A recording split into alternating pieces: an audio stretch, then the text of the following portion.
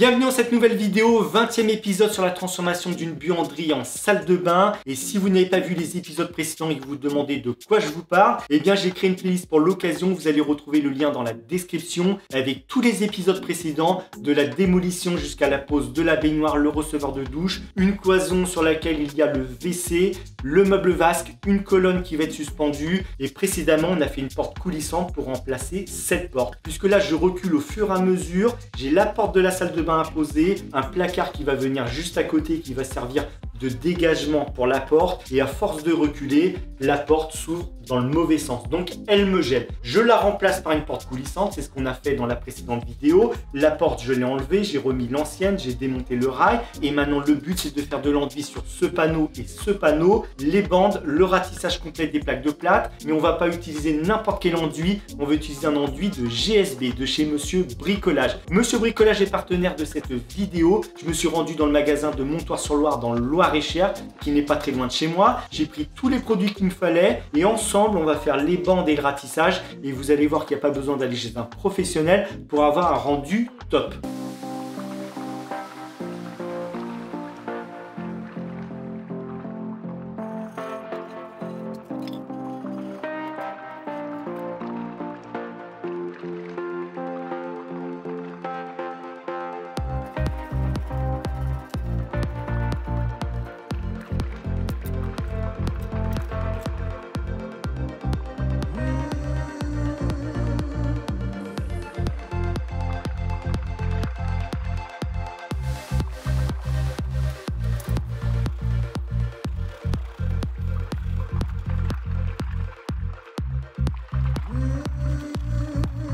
Alors si mes vidéos vous plaisent, la meilleure façon de me soutenir est de vous abonner à la chaîne, d'activer la cloche des notifications pour recevoir les nouvelles vidéos et de mettre un gros pouce bleu.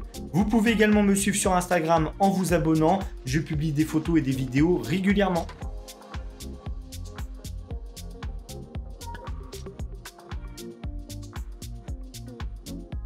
Alors comme je vous l'ai dit, je me suis rendu chez Monsieur Bricolage et j'ai pris tous les produits dont j'avais besoin pour faire les bandes et le ratissage. Il nous faut bien sûr de l'enduit. Il existe plusieurs types d'enduit. L'enduit de rebouchage, enduit de lissage, enduit pour les bandes à joints. Il nous faut des spatules, de la bande pour les joints entre les plaques. Et pour la finition, j'ai pris un kit, le kit magique, je vous en reparle tout à l'heure. Vous avez tout dedans, l'enduit, le rouleau et la spatule. On va commencer par faire les joints. J'ai deux bandes à faire, une au-dessus de la porte, une de ce côté, dans l'angle, la cornière au niveau du plafond, jonction plafond et mur. Et vous allez voir que c'est très simple à faire, on va le faire ensemble, étape par étape.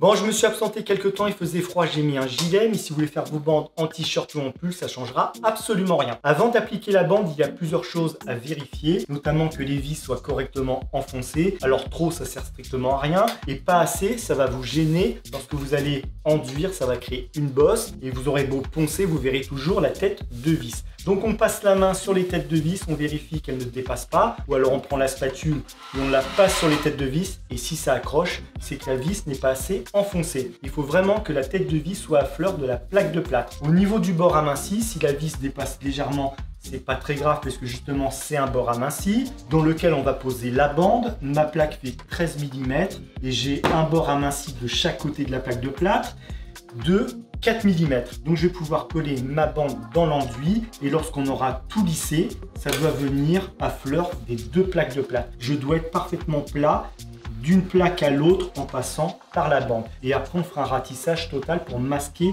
la bande, pour uniformiser le tout, puisque ma plaque de plâtre a un aspect différent de ma bande. Ça, il y a beaucoup de gens qui ne comprennent pas pourquoi il faut enduire toute une plaque. Ils se disent, bah si, c'est lisse, je passe ma main, je peux peindre. Mais une plaque de plâtre en surface, c'est du carton. Donc si je peins sur une surface qui est différente de l'enduit, forcément j'aurai un aspect différent. Vous aurez beau prendre la meilleure peinture, le meilleur rouleau, vous aurez toujours une différence. Et c'est pour ça que vous avez beau faire une bande parfaite, vous verrez toujours la bande à travers la peinture puisque votre aspect est différent. Le fait de tout enduire, on fait la bande, une fois qu'elle est sèche et qu'elle est parfaitement plate, on peut tout enduire et là vous aurez un aspect qui sera uniforme.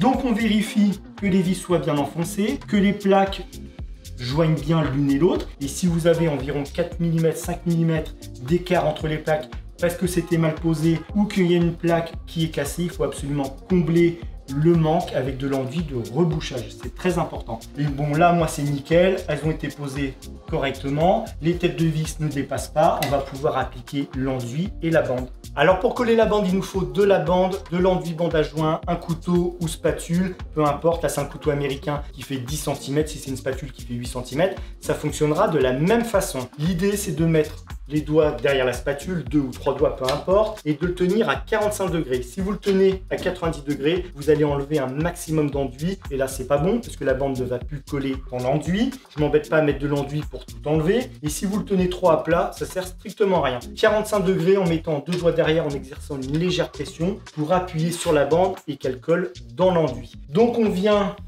lisser l'enduit, on colle la bande, et une fois qu'elle est collée, on va pouvoir prendre un couteau plus large et repasser dessus. On laisse sécher, on fait la seconde passe, troisième si nécessaire et ensuite ratissage total. Donc là, j'utilise de l'enduit spécial bande à joint et on commence toujours du haut vers le bas pour appliquer l'enduit. C'est plus facile, sinon il faut se mettre à l'envers et faire ça comme ça. C'est moins évident. Donc on applique l'enduit et après on collera la bande en commençant par, on va dire, pas vraiment le milieu, mais à 2 mètres.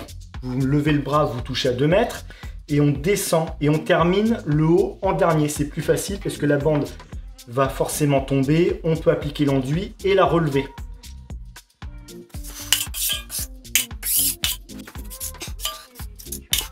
Donc une fois qu'on a mis assez d'enduit, on racle les côtés.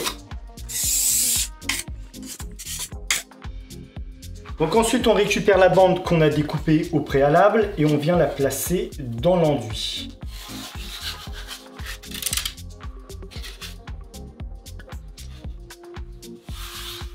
Alors vous vérifiez que vous êtes bien au milieu de votre bande et on vient appuyer légèrement avec le couteau, 2 doigts derrière, 45 degrés, on appuie légèrement.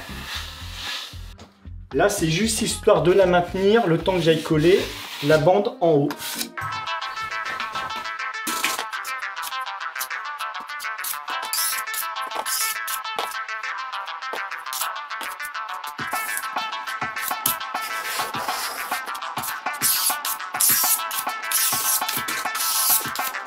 Donc ensuite on continue, on écrase la bande dans l'enduit.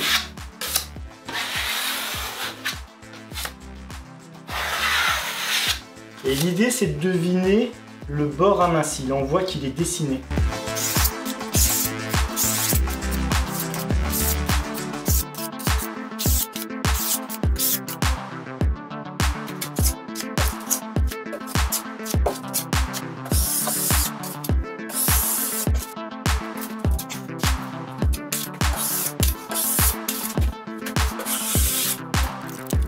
Donc on continue, on prend la seconde bande et on vient la placer hop, dans l'enduit. On se met au milieu. On colle ça avec les doigts histoire que ça tienne en attendant pour que je colle la partie du haut.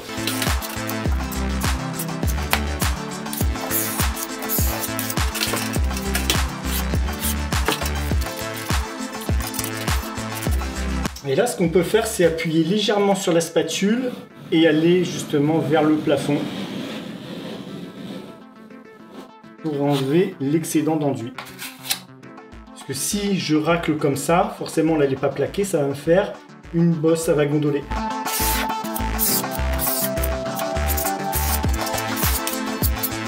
Et maintenant qu'elle est collée en haut, je peux venir enlever l'excédent d'enduit en appuyant légèrement et à 45 degrés, j'appuie sur ma spatule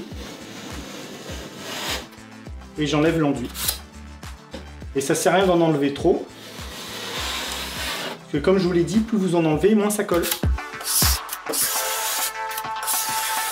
Et donc maintenant la partie du bas, c'est la même histoire, on racle, on enlève un maximum de petites bulles d'air qui sont derrière la bande. On chasse l'air en appuyant avec la spatule.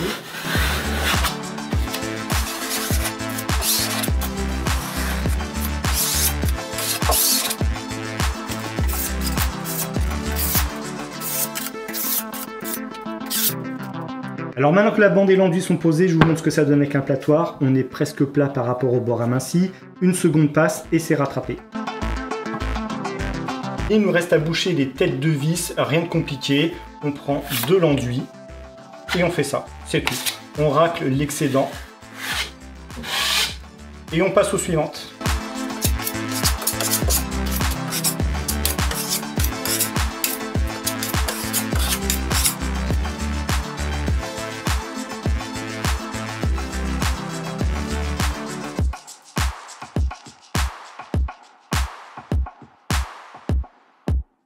Les bandes sont terminées, les têtes de vis sont rebouchées. Alors ça peut paraître sec comme ça parce que ça fait blanc, mais ce n'est pas sec. Il va falloir attendre plusieurs heures avant de faire la seconde passe sur les bandes et les têtes de vis. En attendant, on va coller les bandes dans les angles. J'ai la jonction plafond-mur à faire et au-dessus de la porte en PVC, j'ai environ 40 cm à coller. Donc on va utiliser une bande spécifique pour les angles. L'avantage, c'est que lorsque je plie ma bande, elle reste dans sa position. Alors on peut utiliser une bande papier renforcée comme on peut utiliser une bande en composite. Moi je préfère vraiment utiliser une bande en composite. À la base elles sont faites pour les angles au niveau des encadrements de portes, de fenêtres ou de Velux, mais on peut les utiliser pour la jonction plafond-mur et ça souligne parfaitement les angles. Et si vous avez des bosses ou même un creux, le fait de coller une bande qui est renforcée, qui est rigide pour le coup, eh bien ça va souligner votre angle et vous aurez un angle qui sera parfaitement droit. Donc on récupère les spatules, l'enduit, on applique de l'enduit, on colle la bande, on lisse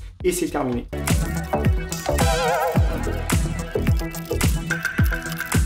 Donc ensuite on récupère la cornière qu'on a pliée, on la colle dans l'enduit.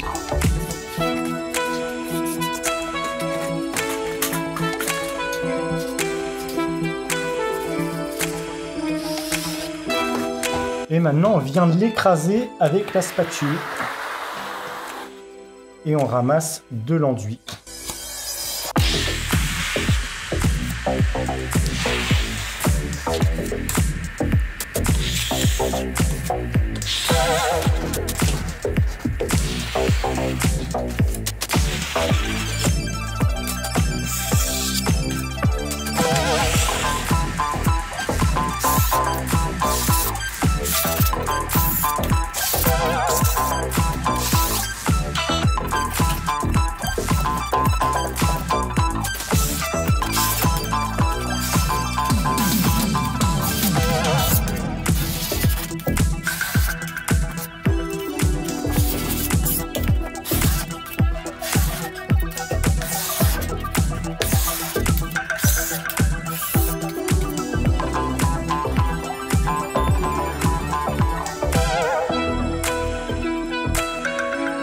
Bon, on se retrouve 24 heures après, tout a bien séché, les bandes, les têtes de vis à jonction plafond-mur. On va pouvoir appliquer la seconde passe, donc sur les bandes, les têtes de vis et également plafond-mur. On laisse sécher 24 heures et ensuite on va pouvoir faire la troisième passe, mais la troisième passe, ça va être le ratissage complet de ce panneau et de ce panneau. On laisse sécher, on ponce et on aura un résultat qui sera nickel. On ne verra plus du tout la bande et on aura le même aspect au niveau du mur et de la bande puisqu'on aura mis de l'enduit partout.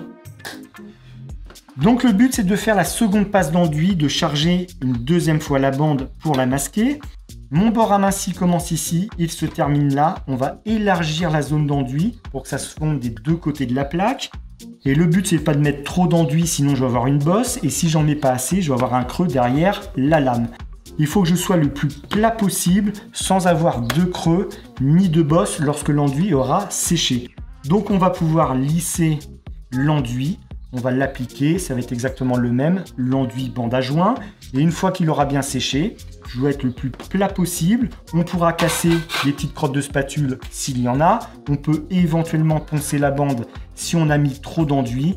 Et notre troisième passe, ce sera le ratissage total qui va masquer la bande et le papier de la plaque de plâtre. Et j'aurai le même aspect partout qu'on pourra poncer et peindre.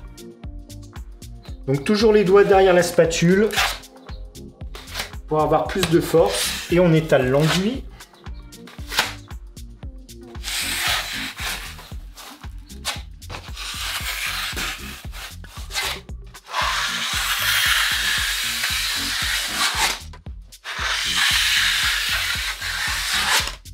Et donc là je lisse avec un couteau qui est beaucoup plus large, vous voyez, Jusqu'où il va? Il vient d'ici et jusque là.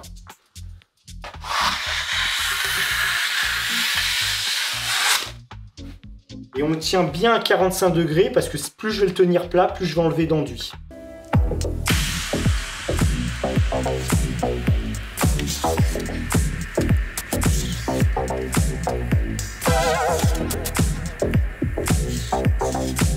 Donc là j'ai lissé vers le bas, j'ai donc lissé vers la zone qui avait été enduite précédemment. Ça me fait un coup de spatule qui est à peu près par ici, qui sera masqué par le ratissage total. Et si vous ne faites pas de ratissage total, ce coup de spatule partira au ponçage.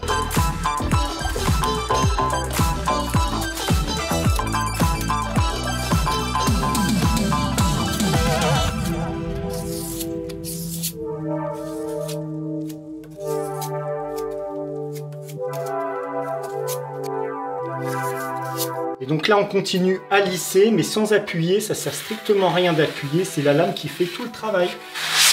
Et j'enlève ça d'enduit à chaque fois, c'est pas énorme.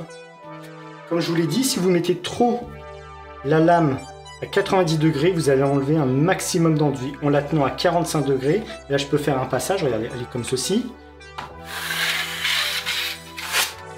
Vous voyez? J'enlève quasiment rien. Le but c'est pas d'enlever de l'enduit, c'est juste de lisser. Et pour les têtes de vis, on prend le couteau plus large et on fait ça. Vous voyez, c'est pas compliqué. Maintenant, on peut faire tout le reste.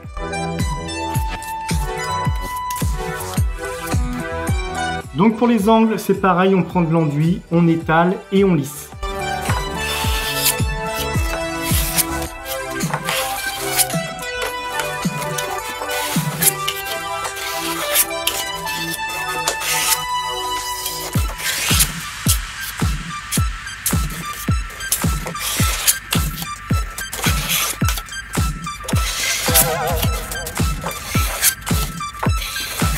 Et plus vous allez tenir votre spatule à plat, mieux ça va lisser sans enlever d'enduit.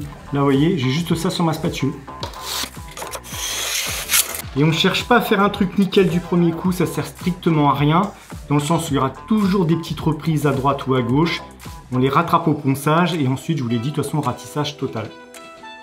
Mais là, de ce qu'on peut voir, l'angle il est bon, on a de l'enduit partout. C'est ce qu'il faut.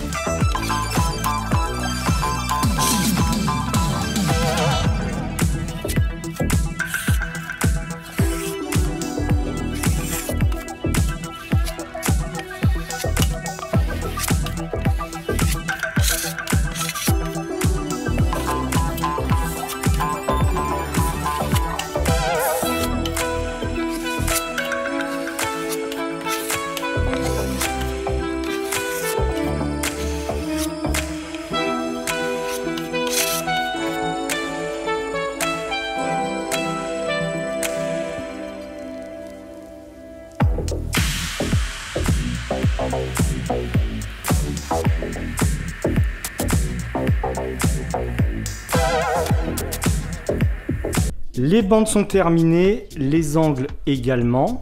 On va bien laisser sécher au moins 24 heures. Ensuite, on va s'attaquer au ratissage sur ce panneau, ce petit panneau, celui-ci, et on va s'arrêter à peu près par ici. Puisque là, je dois remonter des plaques de plâtre pour que la porte coulissante passe derrière.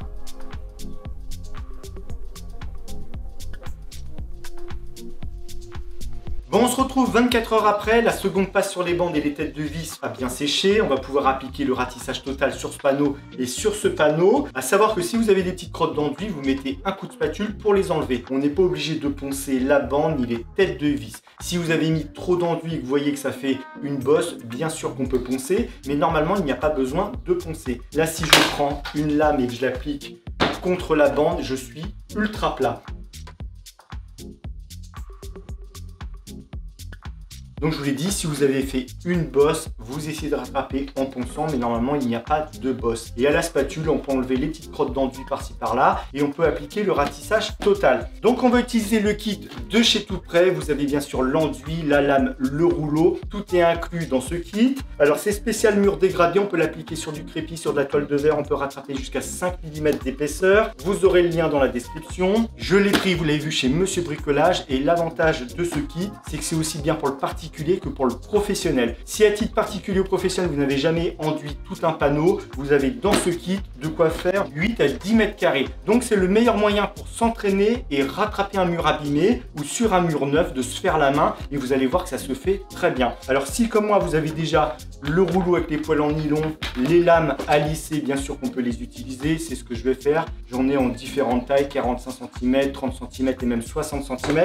Ça va même jusqu'à 80 et au-delà. Donc on va commencer par ce panneau et on termine par celui-là. À savoir que l'enduit, vous pouvez le teinter. Si jamais vous avez un mur qui est déjà blanc et vous dites bah oui mais j'arrive pas trop à voir où j'ai lissé, où je passe avec l'enduit, vous mettez du colorant dedans, vous le remuez, vous badigeonnez, vous lissez et au moins vous voyez où vous passez. Et pareil pour la peinture, mais on en parlera dans la prochaine vidéo. C'est très bien de teinter la sous-couche, comme ça vous voyez, parce que blanc sur blanc forcément on voit pas grand chose. Ok, donc on applique l'enduit, ensuite on laisse sécher encore 24 heures. Alors c'est très long les passes d'enduit parce qu'il faut toujours laisser sécher au moins 24 heures et ensuite on va pouvoir le poncer et nos murs seront prêts pour la peinture. Donc on récupère le rouleau, on vérifie qu'il est propre. Là c'est un rouleau neuf, mais si c'est un rouleau qui a déjà servi, on le nettoie bien. L'idée c'est pas de mettre de l'enduit séché dans l'enduit frais, puisque lorsque je vais appliquer l'enduit sur le mur, et s'il y a de l'enduit séché dans l'enduit frais que je lisse, forcément ça va me faire une trace. Donc on vérifie que le rouleau est bien propre. On va pouvoir charger un maximum d'enduit sur le rouleau. Et là c'est important de bien charger le rouleau, puisqu'il me faut la même charge d'enduit partout. Donc on y va, on le trempe plusieurs fois dans l'enduit pour qu'il soit chargé au maximum. Voilà, maintenant qu'il est bien chargé, on va pouvoir appliquer l'enduit avec le rouleau directement sur le mur. On applique l'enduit au rouleau directement sur le mur et on peut faire des zones de 1 mètre carré. Ça sert à rien de faire des zones trop grandes, puisque l'idée c'est de lisser l'enduit tant qu'il est frais. Si vous vous mettez à faire des panneaux entiers, forcément ça va sécher d'un côté pendant que vous serez en train d'étaler l'enduit de l'autre côté et vous n'aurez plus le temps de lisser.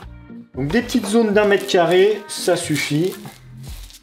Et là l'idée c'est vraiment de répartir la charge d'enduit au maximum. On peut même croiser.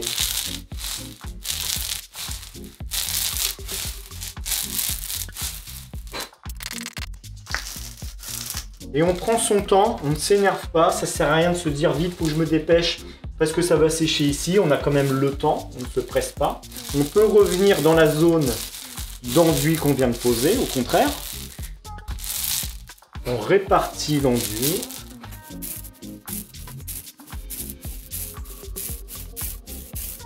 Et ça sert à rien de donner des grands coups en y allant très vite, ça sert strictement à rien. Ce qu'il faut c'est prendre son temps et bien répartir l'enduit.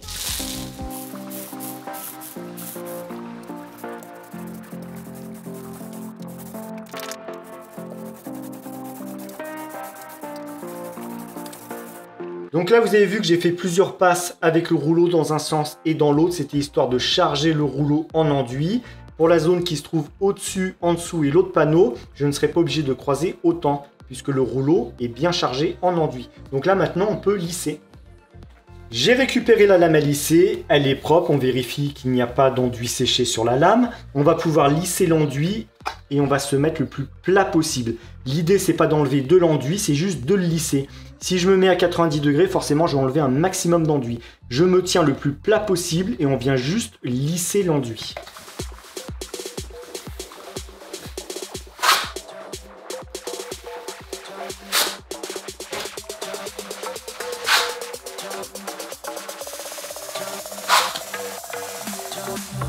Donc là, pour l'instant, j'ai enlevé que ça en enduit.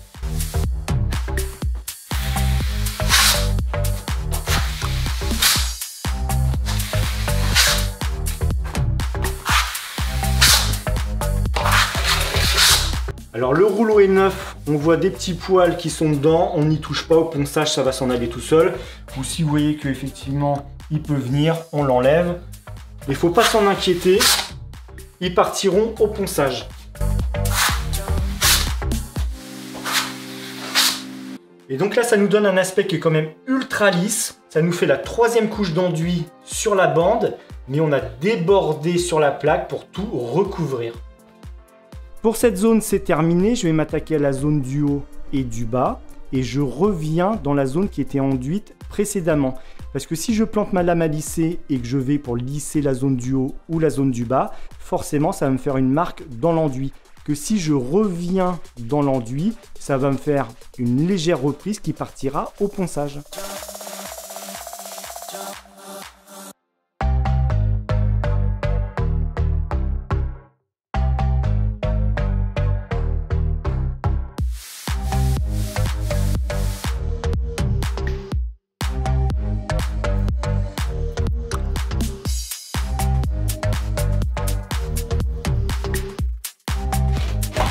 La lame, on la nettoie à chaque fois, un coup d'éponge et elle est propre. On ne laisse pas d'enduit qui a séché dessus pour lisser, sinon ça va faire des grandes traces. Et je reviens dans la zone d'enduit précédente.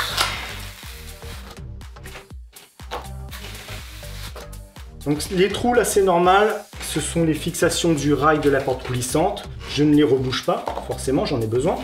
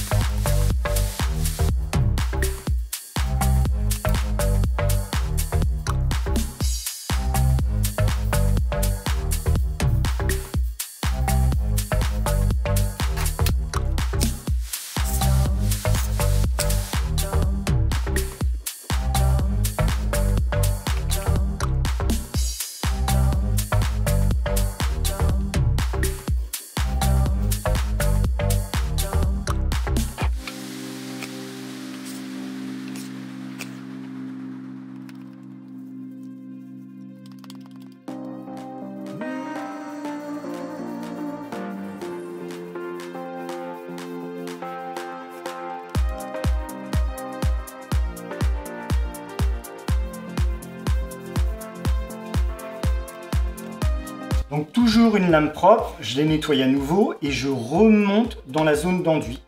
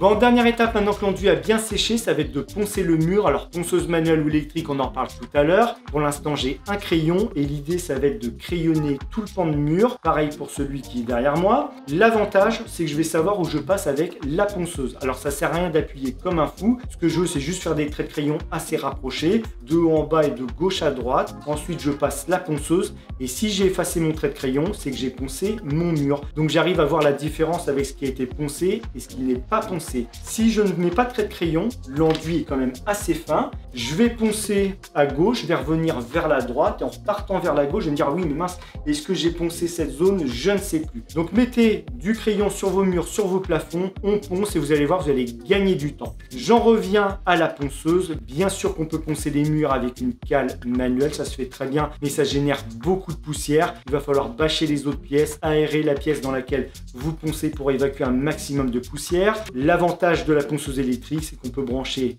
un aspirateur et pas n'importe quel aspirateur. Ne prenez pas l'aspirateur avec lequel vous avez l'habitude de faire le ménage, vous allez le tuer, puisque la poussière de plâtre et d'enduit, c'est fatal pour les aspirateurs. Il faut un aspirateur avec décolmatage automatique du filtre. Je vous mettrai dans la description les aspirateurs, les ponceuses, les cales à poncer de chez Monsieur Bricolage et vous allez trouver votre bonheur. L'abrasif, grain 180 ou 240, la ponceuse à vitesse lente et ça convient parfaitement. Ce que je veux, c'est juste poncer légèrement mon enduit, casser les coups de spatule, les crottes d'enduit. Je ne cherche pas à le décaper. Plus vous allez descendre bas dans les chiffres, par exemple grain 40, et plus ça va décaper. Plus je vais monter haut dans les chiffres, par exemple grain 600, et plus le ponçage sera fin. Mais là, pour de l'enduit de lissage, casser les petits coups de spatule, du grain 240 ou voire 180 vitesse lente, c'est parfait. Et une fois que tout est poncé, étape très importante, c'est le nettoyage. On prend une microfibre idéalement de couleur et on vient la passer sur les murs. Alors on peut utiliser l'aspirateur, la mettre au bout de l'aspirateur, passer l'aspirateur sur les murs. Vous allez voir, ça va enlever un maximum de poussière et ensuite vous la prenez à la main, vous la repassez sur le mur et tant qu'elle est blanche, on continue à nettoyer. Plus le support sera nettoyé et mieux ce sera pour la peinture.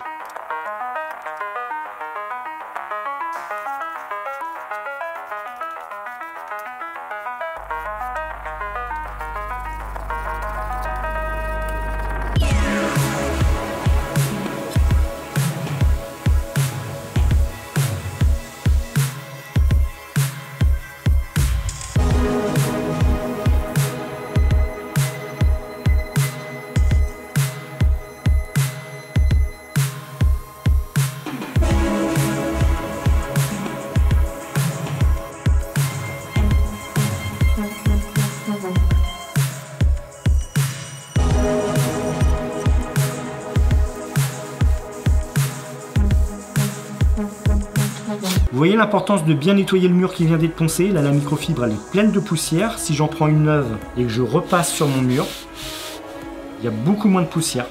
Donc pensez à bien nettoyer les murs avant la mise en peinture.